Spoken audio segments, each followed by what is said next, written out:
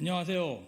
더불어민주당 검찰 독재 정치탄압 대책위원회 김지호 부위원장입니다. 속속 드러나는 주가 조작의 실체, 김건희 특검법 거부로도 이정섭 도주대사 임명으로도 진실을 감출 수 없습니다. 윤석열 대통령의 거부권 행사와 대통령 처가 방탕정당으로 전락한 국민의힘에 의해 김건희 특검법은 결국 부결되었지만 날이 갈수록 특검의 필요성은 점점 높아만 가고 있습니다. 지난 7일 뉴스타파 보도를 통해 도이치모터스 주가 조작에 관여한 새로운 정황 증거가 공개됐습니다.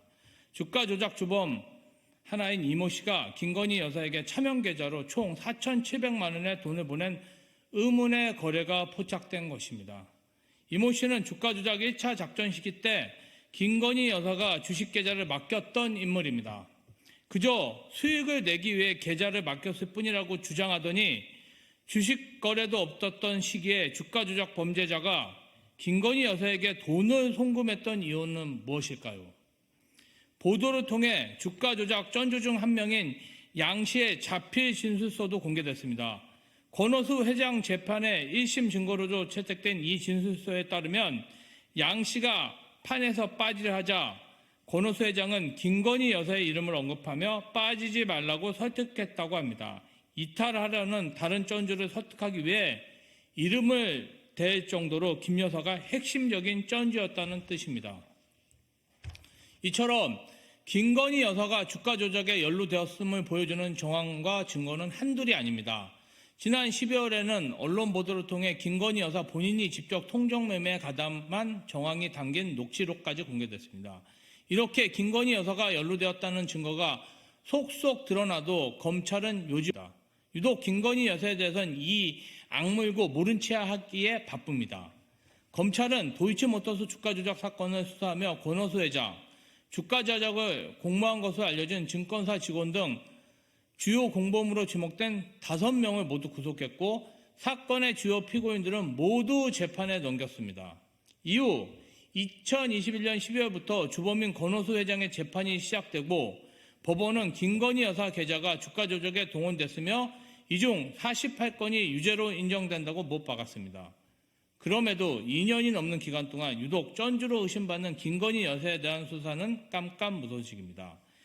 야당과 전 정부 관련 사항에 대해선 무자비한 먼지털이식 압수수색과 소환조사를 일삼으며 없는 증거도 만들어내려고 혈안이 된 검찰이 김건희 여사 앞에서는 서면 소환조사, 압수수색, 강제수사 없이 있는 증거도 못 본 채 하는 순한 양으로 돌변합니다. 윤석열 대통령은 지난 2022년 1월 3일 한국거래소에 방문하여 주가 조작을 통해 얻은 범죄 수익은 확실하게 환수하며 주가 조작을 시도할 경제적 유인을 없애는 한편 이에 가담하는 자는 우리 증권시장, 더 나아가 금융시장에서 퇴출시킨다는 각오를 갖고 이 문제를 다뤄야 한다라고 밝혔습니다. 윤정윤이 따로 없습니다. 주가 조작 범죄를 엄단해야 한다는 윤석열 대통령과 김건희 특검법을 거부한 윤석열 대통령은 다른 사람인 모양입니다. 이렇게 김건희 여사 앞에서만 약한 검찰 독재 정권의 행보 탓에 최근 벌어진 이종섭 전 국방부 장관 호주대사 임명을 두고 김건희 여사 이슈가 부각되는 것을 피하려 총선 전에 새로운 악재를 자처한 것 아니냐는 웃지 못할 이야기까지 나오고 있습니다. 하지만 손바닥으로 하늘을 가릴 수는 없고 어떤 권력도 국민의 눈과 귀를 영원히 가릴 수 없습니다. 거부권을 남용한 윤석열 대통령, 거부권 행사를 종용하고 부결표를 던진 국민의힘, 수사도 기소도 하지 않은 채 권력 눈치 보기에 바쁜 검찰, 모두 범죄 수사를 방해한 공범으로 역사에 기록될 것입니다. 이번 총선에서 법 앞에 평등을 짓밟고 범죄 수사를 해박놓은 검찰 독재 정권을 반드시 심판해야 합니다. 대통령 권한으로 특검법을 거부하고 당장의 수사를 거부할 수 있을지 몰라도 진실마저 거부할 수 없음을 명심해야 할 것입니다.